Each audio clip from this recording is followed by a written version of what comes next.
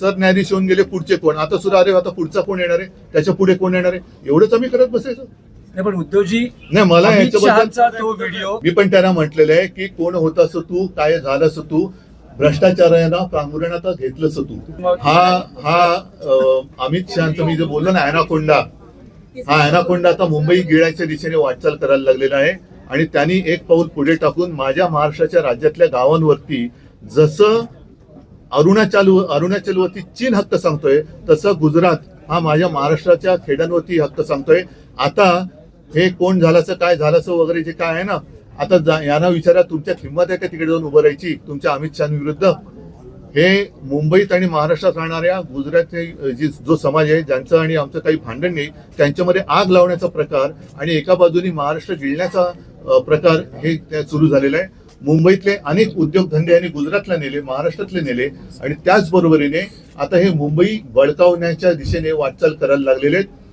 आम्ही तर हा प्रयत्न हाणून पाडल्याशिवाय राहणार नाही. सरकार काय करेल न करेल आम्हाला त्याची काय पडलेली नाहीये आणि या सरकारकडनं धाडसाची तर काय आम्हाला अपेक्षा नाही. म्हणूनच मी म्हटलं ना की आणखीन एक खातं निर्माण करावं, पांघरुण खातं, आणि त्याचं कारण हेच क्लीन चिट देत आहेत, हेच क्लीन चिट देत आहेत. स्वतःच आरोप करायचे, स्वतःच क्लीन चिट द्यायचे, म्हणजे साधू हत्याकांडातल्या आरोप ज्यांच्यावरती केले त्यांना पक्षात घेतात. हे यांचं हिंदुत्व नाही. काही लोक अरायवल आणि डिपार्चरसाठीच असतात. त्यामुळे ज्यांनी हिंदुत्व सोडलं आणि ज्यांनी हिंदुत्व सोडून बाळासाहेबांचे विचार सोडून सत्तेसाठी खुर्चीसाठी हिंदुत्व उंटीला टांगलं म्हणायचं का, पण हिंदुत्व असं बोलता येणार नाही आपल्याला. त्यांना हिंदुत्व शिकवण्याची आवश्यकता देखील नाही.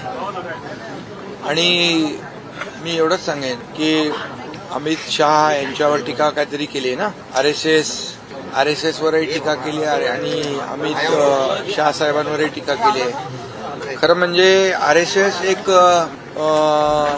देशभक्त आणि राष्ट्रभक्त संघटना आहे आणि त्यांनी वेळोवेळी या देशामध्ये जेव्हा जेव्हा आपत्ती संकट आले त्यावेळी त्याची प्रचिती आलेली आहे आपल्याला.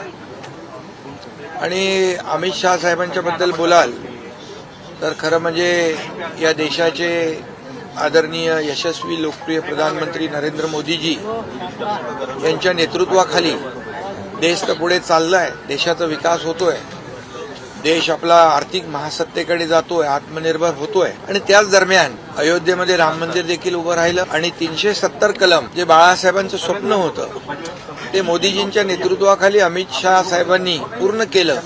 त्यांच्याबद्दल अशा प्रकारचं वक्तव्य करणं हे दुर्दैवी आहे. आणि आणखी काहीतरी म्हणाले ते मुंबईच्या बद्दल, मुंबईला गिळायला निघालं म्हणतात.